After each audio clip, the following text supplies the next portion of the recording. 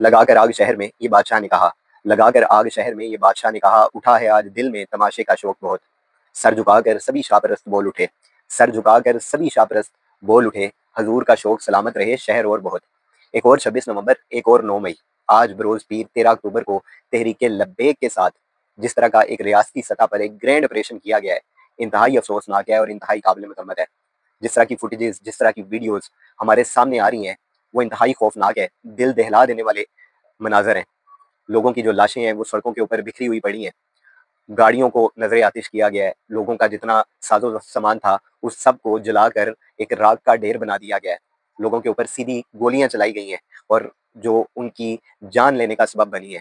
ہزاروں کی تعداد میں جو افراد ہیں ان کے شدید زخمی ہونے کی اطلاعات ہیں، بلکہ تحریک لبیک کے جو اس وقت سرپرست ہیں سعد رضوی صاحب، ان کو بھی ایک دو گولیاں لگنے کی جو اطلاعات ہیں وہ سامنے آ رہی ہیں۔ اس کے علاوہ ان کے جو ایک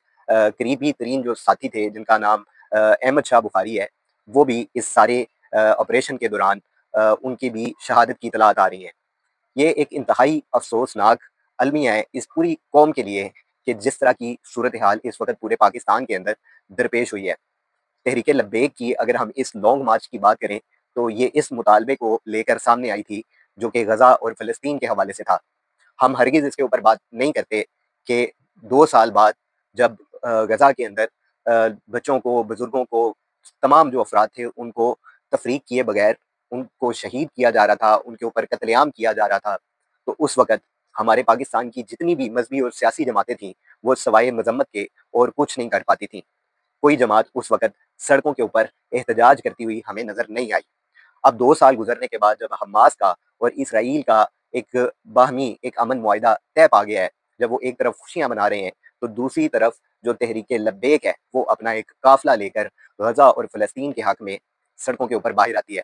ضرور آنا چاہیے، یہ ان کا جمہوری حق ہے اور آئین پاکستان ریاست ان کو یہ حق دیتی ہے کہ وہ اپنے مطالبات لے کر ایک پرامن پروٹیسٹ کرنے کے لیے وہ یقیناً سڑکوں کے اوپر آ سکتے ہیں۔ اس بار تحریک لبیک کا جو مطالبہ تھا وہ یہ تھا کہ انہوں نے غزہ اور فلسطین کے حق میں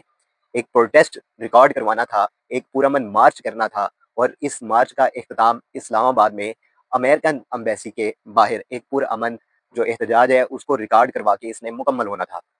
اس ساری صورتحال سے نمٹنے کے لیے ریاست کی جانب سے، اداروں کی جانب سے وہی طریقے، وہی حربے اپنائے گئے جو اس سے پہلے سابقہ ادوار میں اپنائے جاتے رہے ہیں۔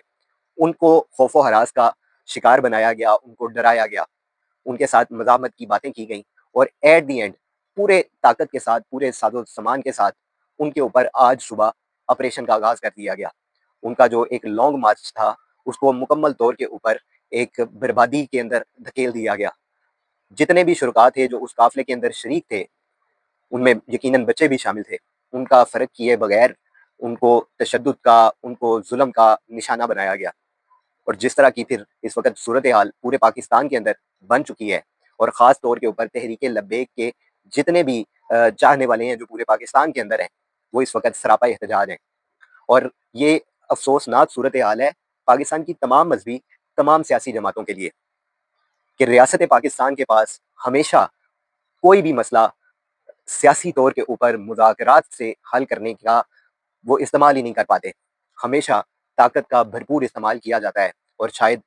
ریاست پاکستان کے پاس پاکستان کی قوم کے جو بھی مطالبات ہیں ان کو پورا کرنے کا یا ان کو سننے کا کوئی وقت ہی نہیں ہے، اور ہمیشہ ان کے پاس صرف یہی ایک طریقہ کار باقی رہ گیا ہے کہ انہوں نے بھرپور طاقت کے ساتھ، بھرپور اسلحے کے ساتھ، تمام ساز و سامان کے ساتھ اپنی ہی جو ان کی ریاست کے لوگ ہیں جو پاکستان کے شہری ہیں ان کے اوپر ایک آپریشن کی صورت میں سامنے آنا ہے۔ الفاظ نہیں ہے کہ اس سارے معاملے کو کس طرح بیان کیا جائے اور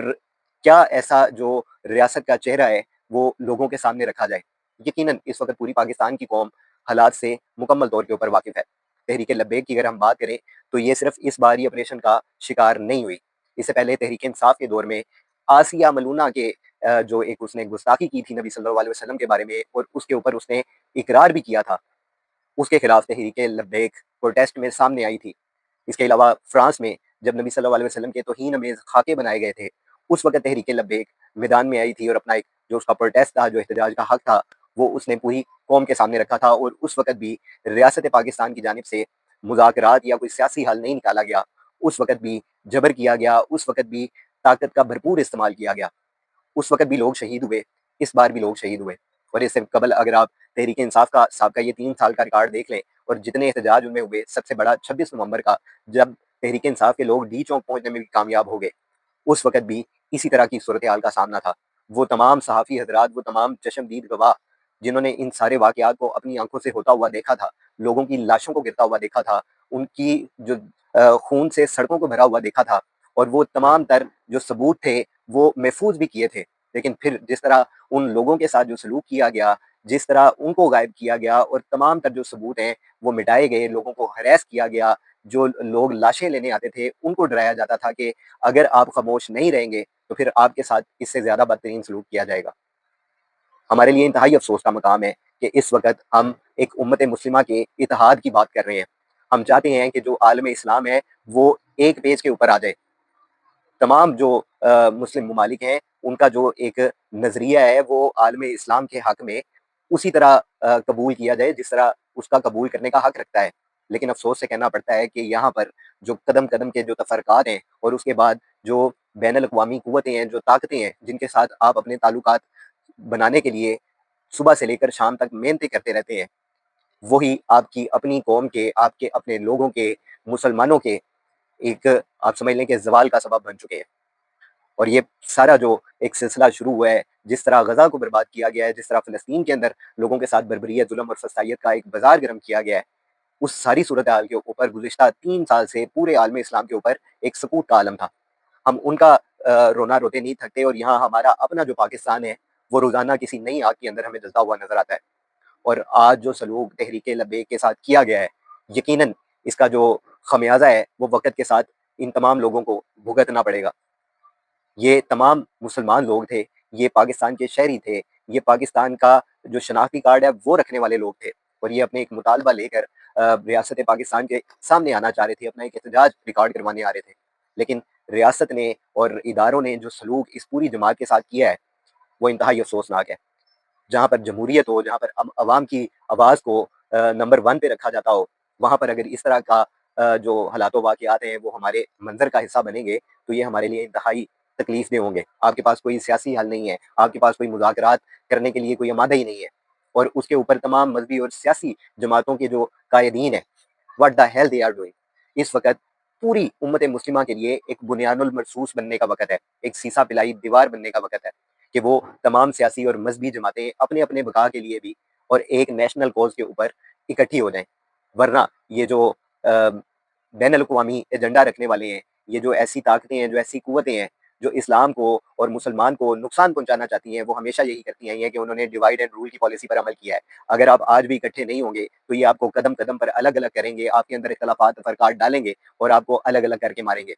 امت مسلمہ کا بنیاد المرصوص بننا وقت کی اہم ضرورت ہے, اور اس وقت موجودہ دور کے جتنے بھی بڑے سیاسی اور دینی اور مذہبی جتنی بھی جو قیادت ہے اس کو یہ ایک جگہ بیٹھ کر سوچنا چاہیے کہ اگر ان حالات کا ان کو کنٹرول نہ کیا گیا تو جو بیج آپ اس وقت بو رہے ہیں, خدا نخواستہ اگر یہ درخت بن گیا تو آپ کے قوم کے نوجوانوں کا جو مستقبل ہے وہ آپ کے ہاتھوں سے بڑی آگے نکل جائے گا. ہم دعا گو ہیں کہ اس پورے قافلے کے اندر جتنے لوگ شریک تھے جو اس دنیا سے کوچ کر گئے ہیں, اللہ ان کی مغفرت فرمائے, ان کے لواحقین کو صبر جمیل عطا فرمائے. یہ لوگ کس مقصد کے لیے نکلے تھے, ان لوگوں کا کیا نظریہ تھا, کیا یہ کرنا چاہ رہے تھے, وہ سب کچھ اب روز محشر کے اوپر چلا گیا ہے, اور یقیناً اللہ بہترین فیصلہ کرنے والا ہے. اور اللہ قرآن میں فرماتا ہے کہ میں ظالموں کی رسی کو دراز کرتا ہوں, میں دیکھتا ہوں کہ یہ لوگ پلٹ کر میرے پاس آتے ہیں کہ نہیں آتے. اور اس وقت یقیناً اللہ نے ظالم کی جو رسی ہے اس کو دراز کی ہوئی ہے, اس کے لیے توبہ کا دروازہ کھولا ہوا ہے, لیکن وہ دن دور نہیں ہے جب یہ توبہ کا دروازہ بند ہو جائے گا اور پھر اللہ کی طرف سے پکڑ ہوگی, اور یقیناً اللہ کی جو پکڑ ہے وہ یقیناً سخت سے سخت عذاب کا باعث بنے گی. خدارا ہوش کے ناخن لے, اپنے ہی پاکستانیوں کو, اپنے ہی شہریوں کو, اپنے ہی مسلمانوں کو اس طرح نہ کاٹیں.